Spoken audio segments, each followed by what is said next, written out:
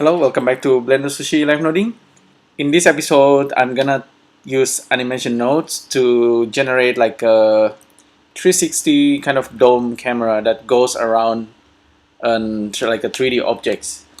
It's rather simple, and I've done like a matrix camera that goes 360, but this one actually goes around 360, like all around the objects. I think this can be particularly useful. I'm gonna use the monkey head for now. Um, Real quick, save it. This is gonna be like a all around 360 camera using animation nodes. I have not used animation. I actually use animation nodes here and there, but I have not made a live noding using animation nodes. Time to give it some love. Let's create an icosphere. I like using icosphere because it's a if you look at it, it's like kind of like a perfect dome. Okay, it's made up of these triangles, and it's all like nicely spaced. You can have different resolutions, like a higher resolution of this icosphere, but we're gonna use this one, the default one. Make sure you turn off the render, and then I'm gonna turn this to wire for now real quick. Okay, now the icosphere is where we're gonna spawn the camera. Gonna save it again. Go to compositing, and we're gonna see real quick what I'm trying to do here. So camera, we have the default camera, but this default camera it's gonna be the one that's rendering.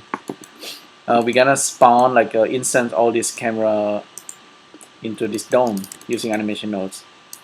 I'm pretty sure you have seen me doing this, but we're gonna do it again. We're gonna do it faster. New, this is all 360 camera. I can turn this off, but I can leave it on because we're not doing something crazy.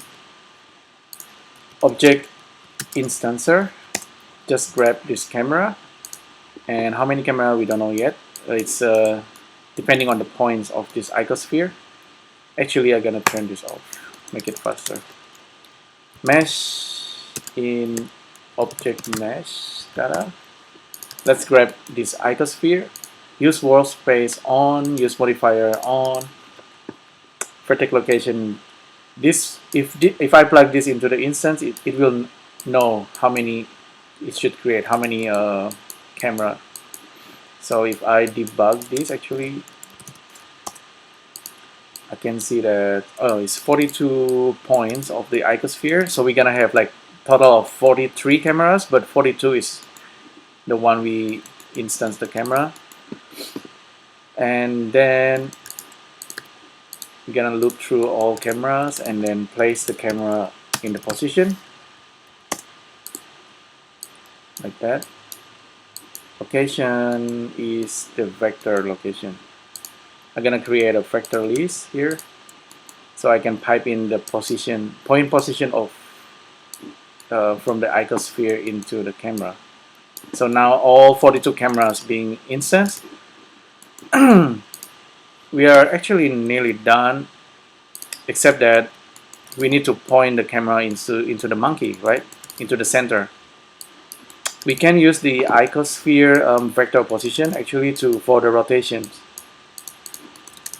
So direction to rotation, vector output into Euler, excuse me, and then to the rotation. And we are pretty much there actually. All the camera is all. This is like if you check like if you check the Paul Debevec, let me see, Debevec dome camera.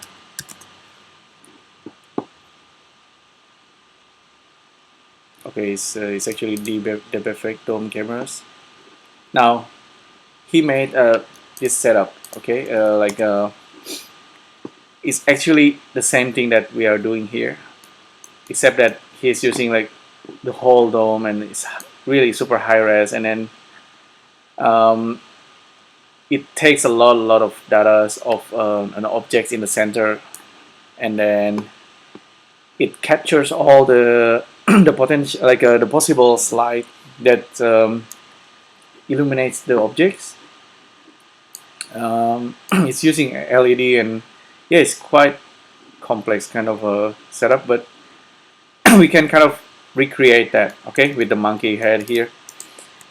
Maybe it's the same idea, I don't know it yet, but really my idea is to kind of capture this monkey from every angle and render it out as a single image, and we might be able to use that for other stuff, but yeah, but anyway, this is pretty much what I'm thinking to do.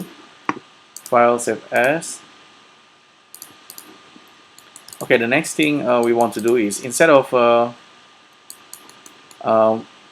we kind of want to switch the camera, okay, like kind of use the positions and kind of changing the camera. So the way we can do that is by, first of all, I'm gonna group all this instance camera, group operations. So for every camera, just place it in the group, Control G, so we have this group. So now all the instance camera is inside the group except for our render camera here. Render camera has these black triangles on top of it. Now the next thing we want to do is to go to under the world here. We have camera here. We want to change it to the camera. By the way, currently the instance have a weird naming. I like to use this copy full object, so the camera naming is now better. Okay, now I want to switch the camera into one of these. How do we do that? I don't know yet. Let me try. So if I switch to camera 001 and then check here, view camera, now we are on a camera 1, and then if I switch it to camera 7, 8, and so on and so on. Okay, it's taking this Suzanne from all those kind of point of view. Now how do we change camera? Let's have a look. dpy.context scene camera, dpy.data objects camera 14. That's the script. So we're gonna need a script node.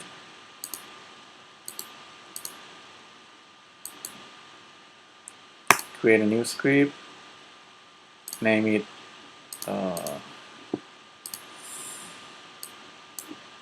switch camera. Switch camera. And just copy paste that guy in there. We are pretty much done. Just made a input is gonna be the object. It's the camera itself, and we have the switch camera node here. The camera. So this is gonna be the active camera. If I change this into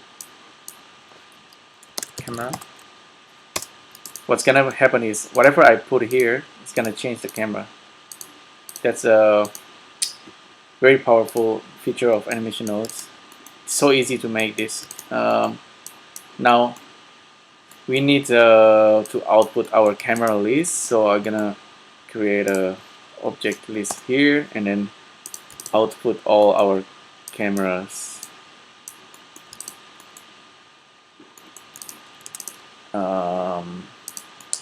From here, object list into the camera, and now all we need to do is just switch the camera this way. Yeah, it's very simple. Okay, and we just need to use a frame number, and then this frame number can go changing the camera twice. If we just slide the time, it will change the camera. It will go too far. At some point it's gonna be like, hey, there is no camera number 69. So we're gonna use math formula here and use the modulo and tell it we have 42 cameras, so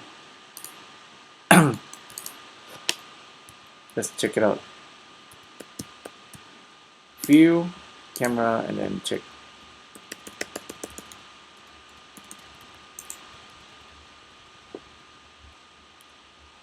I think the first frame should be camera 0, so we need another math. Subtract 1. So that's the first camera, and then second, and then so on and so on. It's gonna go around Suzanne until the last camera is actually at the bottom, if I'm not wrong.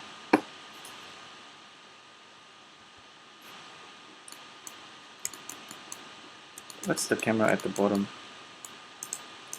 It's camera number 12 actually. That's 12 is on the top. How about at the bottom? It's camera number 1. Anyway, the camera is changing and we can render it out. It's we only need like 42. Let's make this really small. 512 by 512 is a good number. And we're gonna render 42 frame.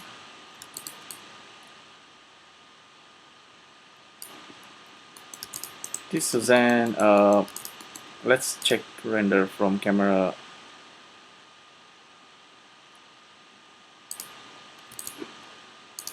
Render image. We can't see anything. There is no light. You turn on ambient occlusion, and we have Suzanne. At this moment, I actually wanna kind of have it as a transparent. So turn alpha sky into transparent. Render. Now we have transparent Suzanne, and we can use this. Believe it or not, like a brush or something. We'll see. I'm gonna kind of improvise from here on, but it's really basically the idea is to render this out. See, from every angle. This setup can be I don't know what usage you can use this for, but the first idea that came out in my mind is to use it as a kind of like a brush. But really, if you're in the past, if you're coding for a website and you want to have like a 360 view of your objects, you're kind of doing it like this. You render the objects from every angle, and then you put it all this 42 as all the potential variables for your users to see the objects. It's not like a real 3D. These days you can use like a Sketchfab, but these days, I mean, in the past you need to render it out. But anyway, this is like a Suzanne being rendered really fast, 42 frame, and if I go under my TMP in Mac, we should see the render.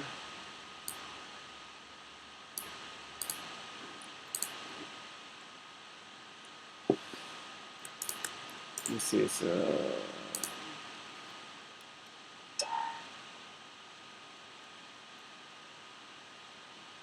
Suzanne low res 42.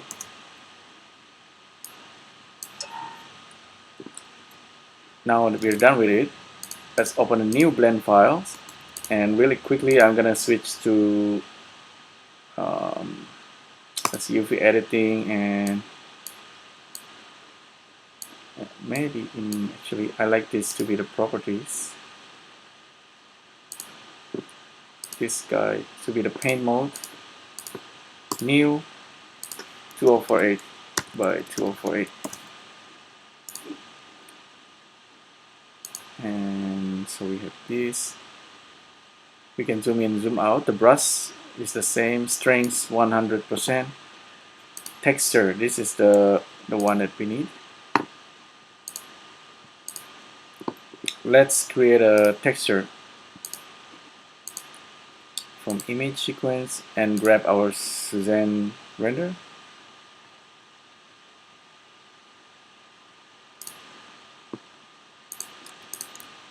grab it all, and we have Suzanne image. Set the brush to 100, for example. Save this real quick. This is like a super brush. Let's check it out.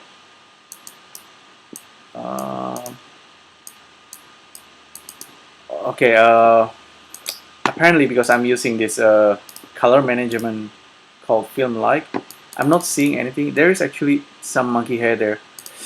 I'm gonna quit this blend. I have another Blender versions. That's the original Blender. This guy. Always keep the original Blender handy just in case you make modifications to like a Blender app and then something funky going on.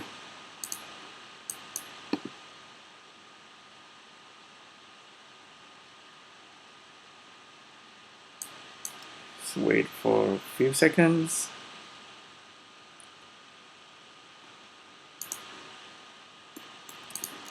Okay, this is the default Blender. File open ZBrush. Okay, we don't have film like, so we have this normal RGB and film, etc. Now the brush is doing it correctly, painting it with the original exposure. If I change the frame number, it doesn't change the brush. So let me check the texture here. So even though that's changing, it's not changing our brush. Auto refresh, cyclic. Okay, this one actually kind of doing it. Apparently we don't need animation nodes to do this. You can kind of just draw it with a changing brush. Very unusual, random. Okay, that's actually the whole idea. This is like if you are using ZBrush, ZBrush have this 2.5D painting mode where you can just use a 3D objects to do the painting. This is kind of simulating that.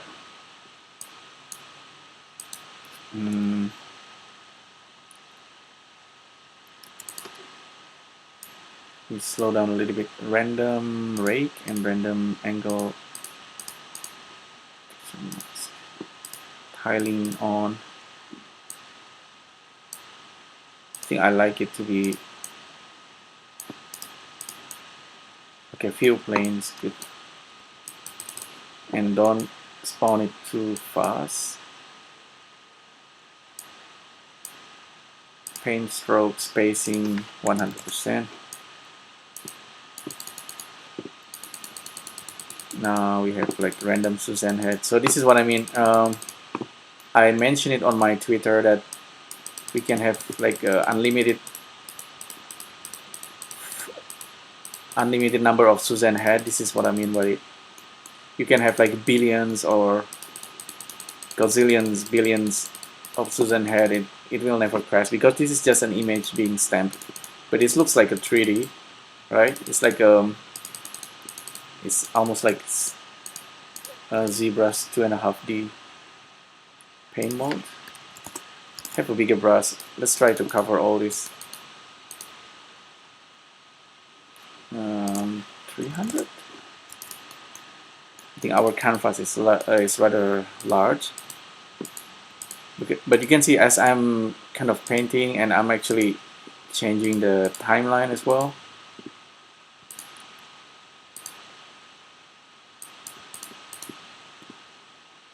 And you can, if you want, you can change the color. This is kind of like a multiplier. If you have like a grayscale 3D render of your 3D objects, the color will affect this stamp. If you have like if you render like a single leaves or multiple instance of leaves, and then you want to randomize the leaves and then make like a foliage with different color of green, you can do that like this.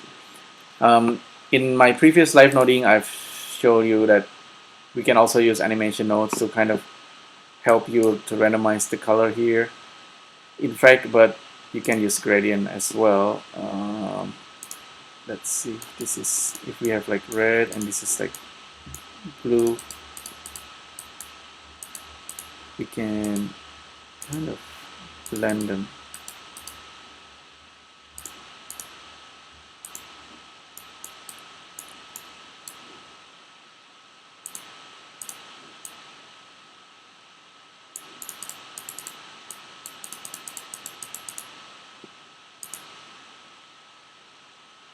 Mode, pressure.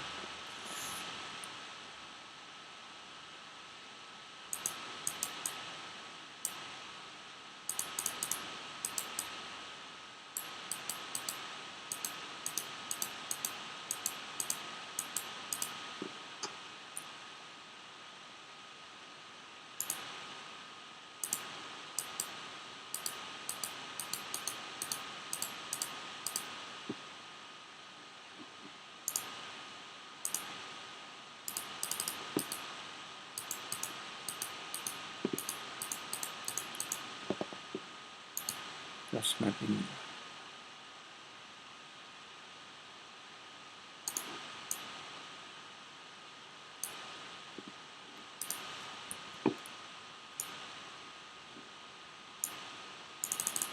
Mode.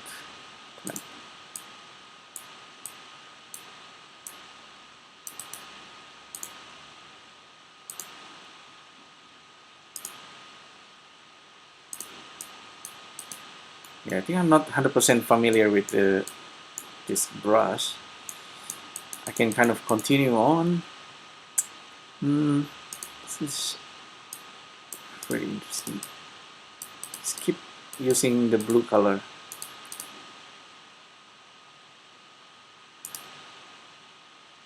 Choose active color stop. Okay, that's controlling that. Choose active color stop. Okay, that's in that. Okay, got it. Background color. Gradient spacing.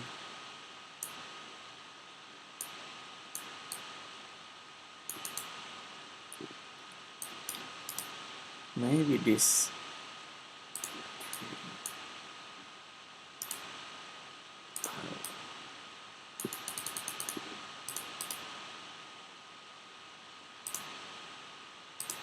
Play.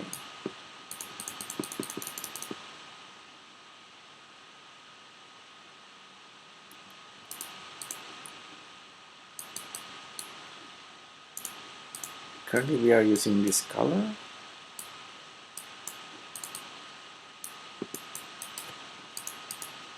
Okay,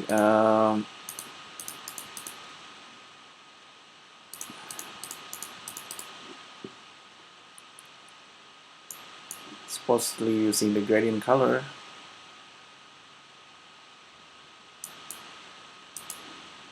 Just gradient.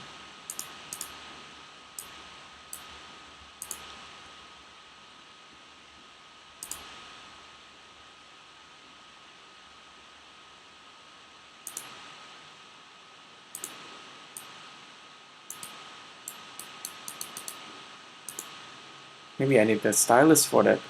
It's weird. Gradient strokes mode, repeat.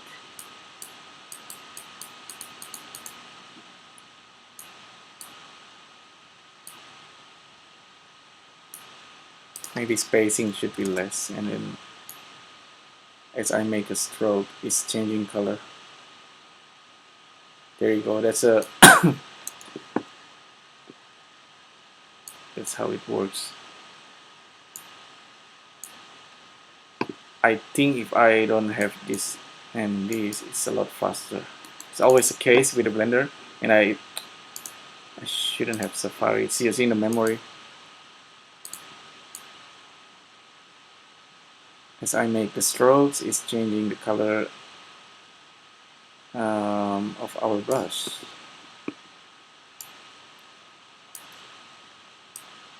I kind of wish there's a way to also change the brush as we painting, so kind of like random. But as I'm drawing, actually I'm changing the frame number using the arrow keys on the keyboard.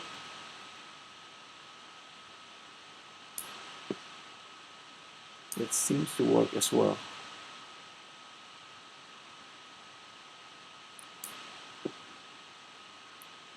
Yeah, it's rather gonna be like an abstract looking drawing, but yeah, that's the whole idea.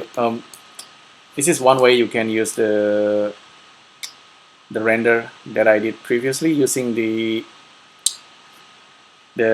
all the way cameras, but you can use it for other things, I'm pretty sure. Maybe in a game where you need a characters to kind of rotate and in different angle, you kind of fake it, you know. We'll see how it goes with this. I'm gonna go all the way and then make this as the wallpaper of the video. But anyhow, I guess that's pretty much for this live noding video. If you have any comments, feedbacks, let me know down below. I'll see you on the next video. Thank you.